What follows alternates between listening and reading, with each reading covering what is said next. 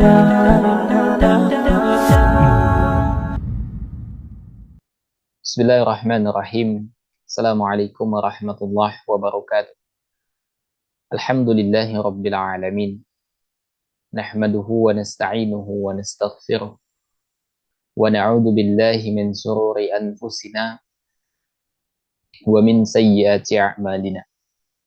May yahdihillahu fala mudilla lahu wa man yudlil fala hadiya lahu.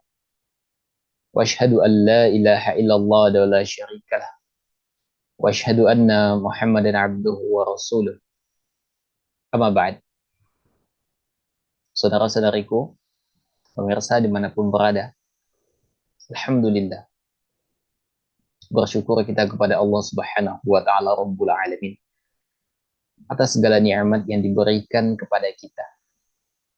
Kita bermohon kepada Allah Subhanahu wa Ta'ala, semoga segala nikmat yang diberikan kepada kita bisa mendatangkan kebaikan kepada kita. Kita bermohon kepada Allah Subhanahu wa Ta'ala, semoga Allah Subhanahu wa Ta'ala mengistiqomahkan hati kita untuk tetap berada di atas jalan yang hak sesuai dengan tuntunan nabinya, Nabi Muhammad sallallahu alaihi wasallam. Pemirsa yang dirahmati oleh Allah Subhanahu wa Ta'ala, insyaallah pada kesempatan yang mulia ini kita akan kembali melanjutkan bahasan kita dari ensiklopedia larangan dalam syariat. Dan insyaallah kita akan masuk pada pembahasan yang berkaitan dengan merubah pembatas atau patok tanah. Merubah pembatas atau patok tanah. Para jemaah yang dimuliakan oleh Allah Subhanahu wa Ta'ala, kadangkala keserakahan, kecintaan kepada dunia, keinginan untuk memperbanyak harta benda, membuat manusia melakukan perbuatan yang melampaui batas. Di mana perbuatan itu tujuannya untuk memenuhi hasratnya, untuk memenuhi nafsunya, untuk memenuhi keinginannya. Pada akhirnya dia dalam pemenuhannya menabrak ya apa yang Allah Subhanahu wa Ta'ala larang atas kita. Di antara bentuk cinta dunia ya yang banyak kemudian orang patuhi keinginan itu, yaitu dengan cara merubah pembatas atau merubah patok tanah. Tujuannya apa? Dia memindahkan patok tanahnya. Ya, semakin menggeser, memepet ya, tanah orang lain. Tujuannya apa? Tujuannya untuk memperluas. Tujuannya untuk memperluas ya tanahnya sendiri. Yaitu dengan cara merampas tanah tetangganya. Itu dengan cara menggeser, atau yang banyak dan sering juga terjadi dan dilakukan oleh mafia tanah, yaitu dengan cara mengakuisisi tanah orang lain. Ya, dia punya juga sertifikatnya, tapi atas nama dirinya, padahal itu tanah orang lain. Ya, dan ini yang dilakukan oleh kemarin ya, sebagaimana yang diberitakan di media yang dilakukan oleh Menteri ATR BPN ya, di mana beliau mengungkap banyak kasus sehingga menyelamatkan keuangan negara 1 lebih triliunan uang negara yang diselamatkan atas ya dibongkarnya kasus-kasus mafia tanah. Ini menunjukkan bahwasanya masih banyak sekali kejadian serupa itu yang terpantau ya. Mungkin lebih banyak kasus yang tidak terangkat dan tidak terpantau ya, karena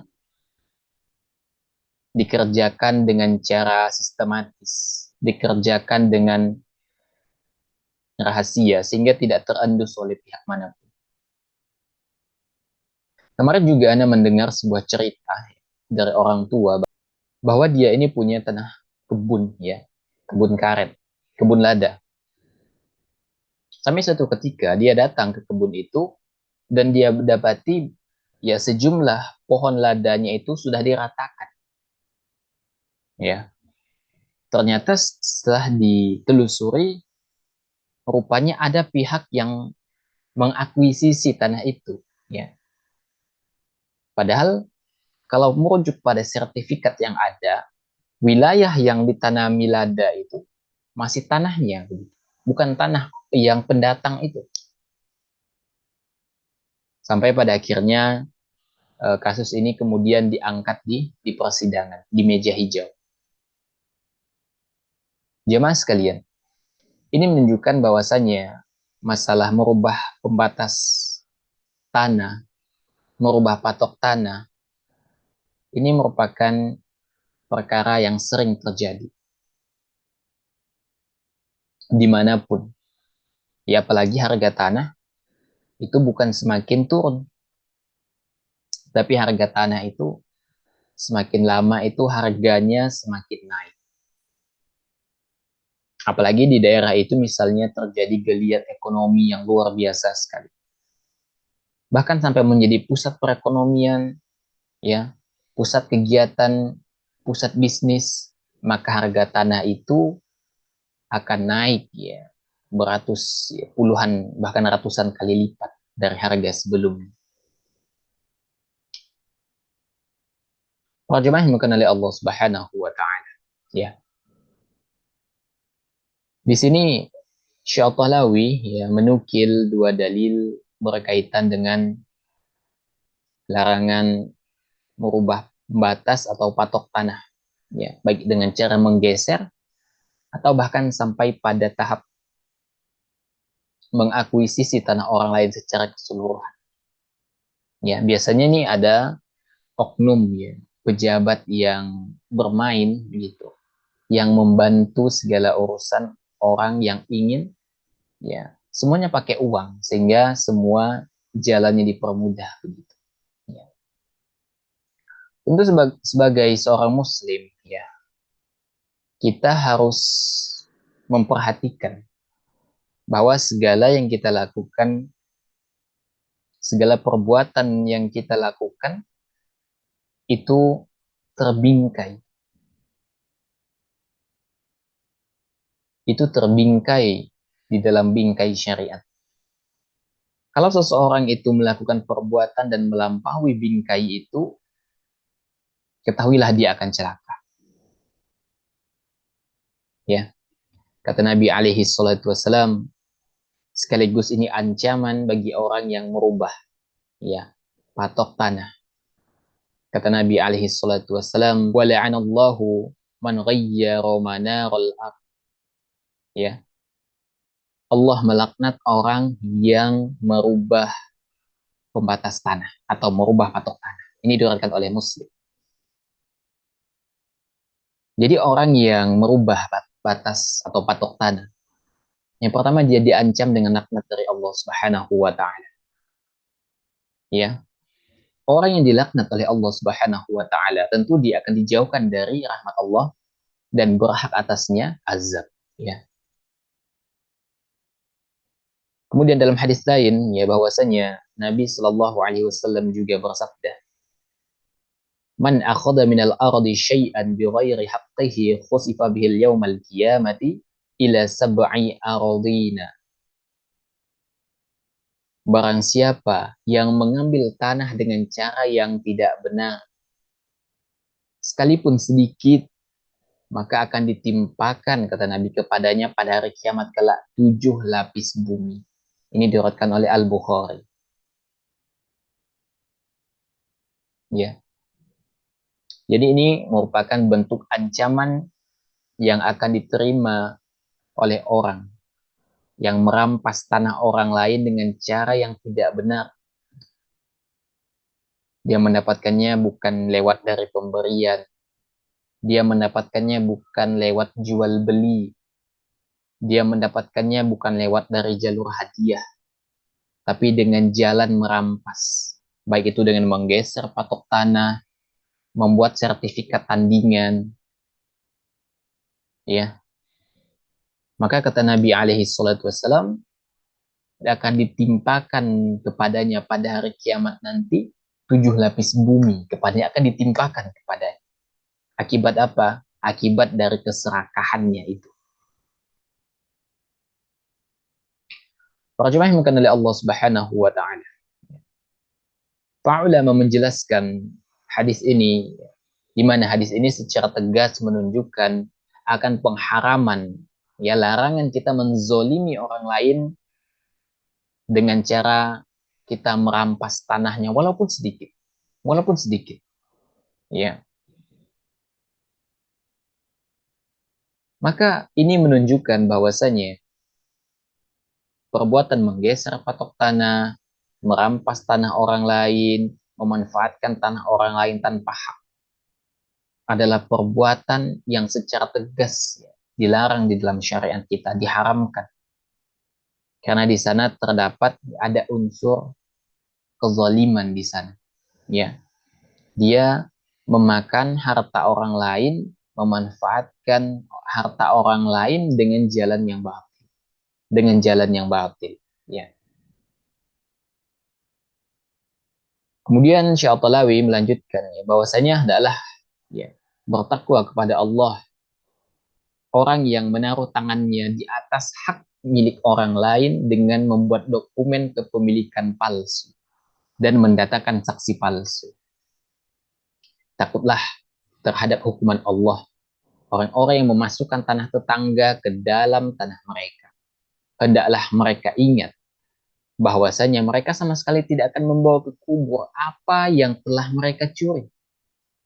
Harta dan tanah akan menjadi milik ahli waris yang akan menikmatinya. Adapun dosa, sesal, dan kecewa atas tanah yang dicurinya atau harta manusia yang dimakannya dengan cara batil akan senantiasa menyelimuti si mayit. Ya. Maka jemaah sekalian, oke lah, mungkin alasan orang itu merampas tanah orang lain.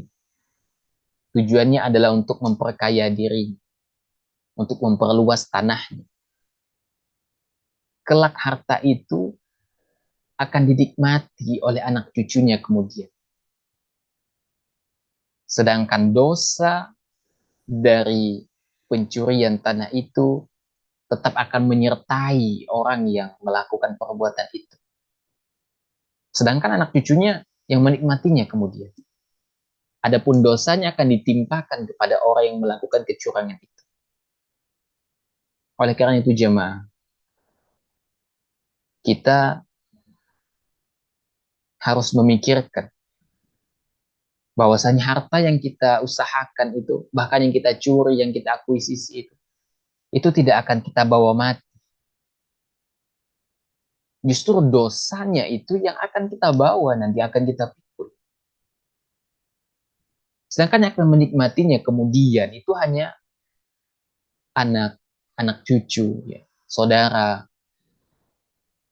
Sedangkan kita akan memikul beban siksanya, ya. Para jemaah yang dimuliakan oleh Allah Subhanahu wa taala, ya. Beliau juga menyebutkan bahwasanya yang juga termasuk dalam kategori perbuatan yang serupa yang merubah patok tanah adalah merubah rambu jalan yang menunjuki jalan, ya, menunjuki orang-orang ke jalan yang menjadi tujuan perjalanan mereka. Artinya kalau misalnya ada orang iseng atau orang ngeprank, ya, kemudian dia ubah rambu-rambu lalu lintas itu sehingga orang menjadi tersesat, sehingga orang menjadi celaka, sehingga memakan korban pada akhirnya, maka dia terancam juga dengan laknat, ya. Itu adalah dalil yang dinukil oleh Syekh At-Talawi. Para jemaah yang oleh Allah Subhanahu wa taala, ya. Tentu ketika orang mematok tanah orang lain, mengakuisisi tanah orang lain, tentu motifnya ada keuntungan. Apakah dia ingin memanfaatkannya pada saat itu atau memang dia menyimpannya untuk masa yang akan datang.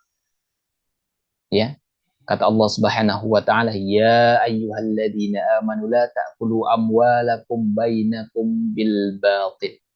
Wahai orang-orang yang beriman, kata Allah, jangan kamu memakan harta sesamamu dengan jalan yang batil. Ini An-Nisa 29. Jadi Allah Subhanahu wa taala melarang kita menikmati harta, ya, mengakuisisi harta, ya, mengalih kepemilikan harta, atau bahkan memanfaatkan barang orang lain dengan jalan yang tidak dibenarkan. Mematok tanah orang lain, menggeser patok tanah, mengakuisisi kepemilikan tanah orang lain dengan sertifikat palsu, itu adalah jalan yang batil, tidak dibenarkan oleh agama kita. Oleh karena itu, otomatis penghasilannya itu haram dari sejumlah harta yang dia ambil itu. Ya, adapun selebihnya dari memang tanahnya itu halal.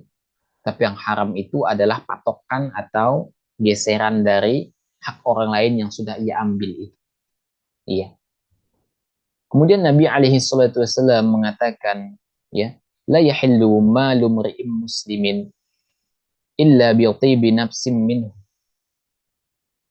Tidak halal mengambil harta seorang muslim kecuali dengan kerelaan diri. Ini diriwayatkan oleh Abu Daud dan Darqutni. Kata Nabi alaihi salatu wasallam, tidak halal mengambil harta seorang muslim kecuali dengan kerelaan. Artinya apa? Jika orang yang kita ambil, kita rampas tanahnya itu tidak rela, maka hukumnya adalah haram. Dan ini konsekuensi dari hadis ini. Ya, tidak halal mengambil harta orang lain kecuali jika ia rela. Apakah dengan jalan jual beli, apakah dengan jalan hadiah, apakah dengan jalan hibah, halal. Tapi kalau tidak ada sama sekali kerelaan dari pemilik aslinya, maka kembali ke hukum asalnya menjadi haram untuk dimanfaatkan sampai ada pernyataan kerelaan dari pihak yang memang pemilik tanah itu. Jamaah sekalian, ya, selain ancaman dari sisi syariat, ya, orang yang mengakuisisi tanah orang lain tanpa hak atau bahkan menggeser patok tanah, ya, juga ada ancamannya itu di dalam undang-undang. Disebutkan dalam Undang-Undang KUHP pasal 385 ayat 1 dan ayat 6 bahwa tindakan penyerobotan tanah itu diancam pidana penjara maksimal 4 tahun. Ini menunjukkan bahwasanya selain orang yang melakukan penyerobotan terhadap tanah orang lain, memanfaatkan tanah orang lain tanpa izin pemiliknya, itu bisa dipidanakan maksimal 4 tahun penjara.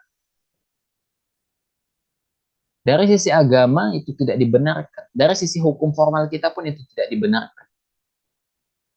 Ini menunjukkan bahwasanya orang yang melakukan perbuatan ini menunjukkan akan bejatnya moral, menunjukkan akan serakahnya ia di dalam menjalani kehidupan. Sehingga sesuatu yang bukan haknya pun ia ambil untuk memenuhi ambisi. Oleh karena itu jamaah sekalian, ya, tentu yang punya tanah, pemilik aslinya, itu punya sertifikat tanah. Dan itu terdaftar di Badan, ya, Pertanahan Nasional tentunya. Ya.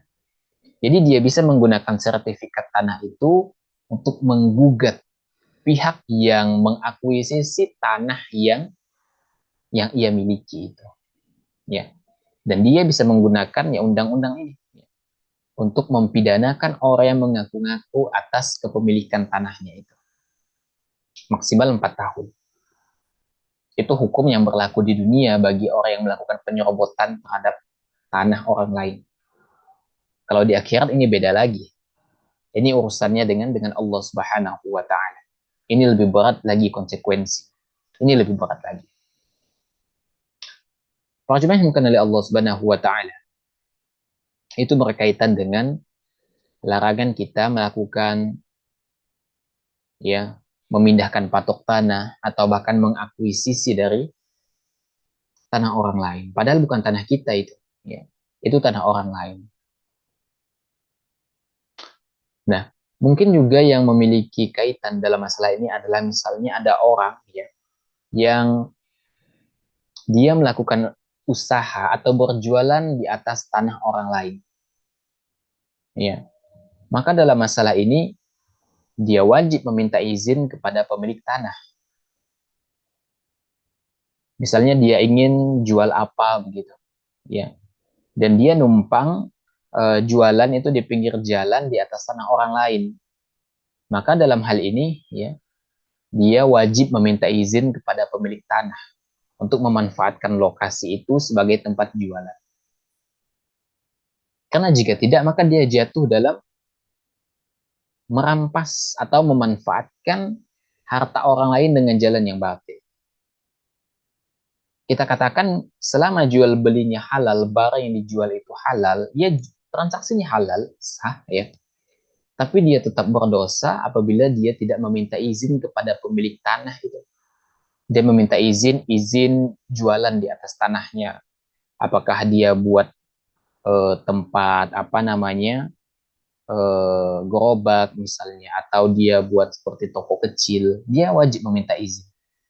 Dia wajib meminta izin kepada pemilik tanah. Jika tidak, dia tetap dia berdosa. Namun demikian, jual belinya tetap sah. Ya. Penghasilannya tetap sah. Hanya saja dia sudah memanfaatkan tanah orang lain dengan jalan yang batil. Para jemaah yang oleh Allah Subhanahu wa taala, ya demikian ya yang dapat kita sampaikan pada kesempatan ini. Semoga apa yang kita bahas ini bermanfaat. Yang benar datangnya dari Allah Subhanahu wa taala, yang keliru datangnya dari anak pribadi. Allah dan Rasulnya tentu terlepas dari kekeliruan itu. Wassalamualaikum Muhammadin wa ala alihi wasallam walhamdulillahi rabbil alamin. Subhanakallahumma bihamdika asyhadu an la ilaha illa anta astaghfiruka wa atubu ilaik. Walhamdulillahi rabbil alamin. Wassalamualaikum warahmatullahi wabarakatuh. Da da da da da da da da da.